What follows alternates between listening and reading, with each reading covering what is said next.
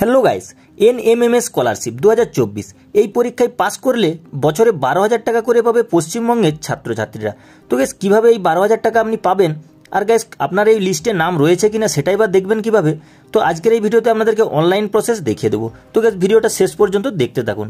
তো দেখুন, রাজ্যের স্কুল পড়ুয়াদের জন্য বিরাট বড় আপডেট চলে এসেছে। যে সমস্ত ছাত্রছাত্রীরা বর্তমানে অষ্টম শ্রেণীতে পাঠরত তাদেরকে 12,000 টাকা করে স্কলারশিপ দেবে সরকার। তো রাজ্যের যে কোনো প্রান্তের স্কুল পাঠরত পড়ুয়া ছেলে বা মেয়ে উভয়ই সুবিধা পাওয়ার যোগ্য। তো গ্যাস বেশি কথা না বাড়িয়ে জেনে নেব এই স্কলারশিপ সম্পর্কে বিস্তারিত।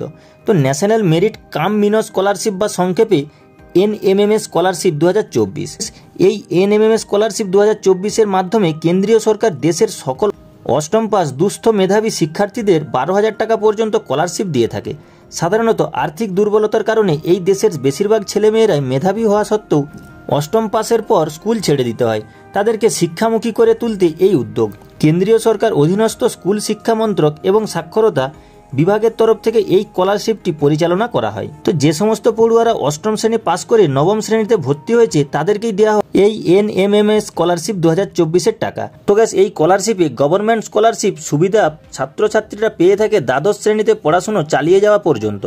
তো এই স্কলারশিপে আবেদন করতে গেলে সাধারণত একজন প্রার্থীর পারিবারিক আয় বছরে 3.5 লাখ টাকার কম হতে হয়।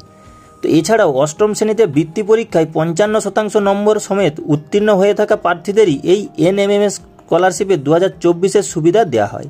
তবে সংরক্ষিত শ্রেণীর প্রার্থীদের ক্ষেত্রে এই নম্বর 5% ছাড় দেওয়া হয়। আর বাকি সকল স্কলারশিপের মতোই এই স্কলারশিপের মাধ্যমে পশ্চিমবঙ্গের সকল মেধাবী পড়ুয়াদের খুব সুবিধা হতে চলেছে। তো gas national merit cum means scholarship পেতে গেলে প্রথমে পড়ুয়াদের একটি বৃত্তি পরীক্ষায় বসতে হয়। এই পরীক্ষায় যারা পাস করে তাদেরকেই স্কলারশিপ দেয় সরকার। তো গ্যাস আপনারা বুঝতেই পারছেন কিভাবে আপনারা এই 12,000 টাকাটি পাবেন। তো আপনাদেরকে একটি বৃত্তি পরীক্ষায় কিন্তু বসতে হবে। তো গ্যাস 2023-2024 শিক্ষাবর্ষে মেরিট কাম মিনস বৃত্তি পরীক্ষা হয়েছিল নভেম্বর মাসে। তো এই পরীক্ষাটির রেজাল্ট সম্পর্কিত বের করেছে ডাইরেক্ট স্কুল এডুকেশন। যারা এই বছর পরীক্ষা দিয়েছে তারা অনলাইনে নিজেদের রেজাল্ট চেক করে নিতে পারবে সহজেই।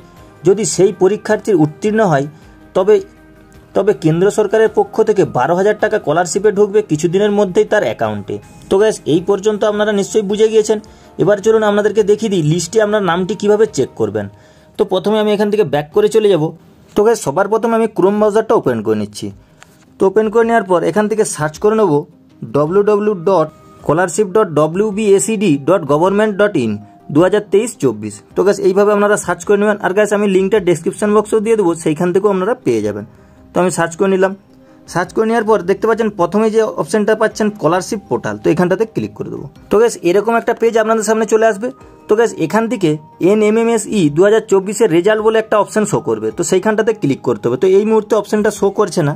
তো গ্যাস আপনাদেরকে দেখিয়ে দিচ্ছি কীভাবে আপনারা করবেন। তো এখানটাতে ক্লিক করে দেবেন। এখানটাতে ক্লিক করে দেওয়ার পর গ্যাস আপনাদের যে ডিস্ট্রিক্ট সেই ডিস্ট্রিক্টটা এখান থেকে সিলেক্ট করে নেবেন। যেমন আমি পশ্চিম মেদিনীপুর সিলেক্ট করে নিচ্ছি। এই দেখুন পশ্চিম মেদিনীপুরটা আমি সিলেক্ট করে নিলাম। তো গ্যাস দেখতে পাচ্ছেন ডাউনলোড হয়ে কিন্তু চলে আসছে। তো এইখান থেকে এইভাবে আপনারা ডাউনলোড করে নেবেন। তারপর তো গ্যাস ডাউনলোড কমপ্লিট। তো গ্যাস আপনারা এখানে যারা যারা পাস করেছে তাদের নামগুলো কিন্তু এখানে চলে আসে। এই পিডিএফ থেকে আপনাদেরকে নামগুলো খুঁজে বের করতে হবে। তো গ্যাস দেখতে পাচ্ছেন এখানে নামগুলো রয়েছে। প্রথমে ক্যান্ডিডেট নেম রয়েছে, তারপর ক্যান্ডিডেটের অ্যাড্রেস রয়েছে।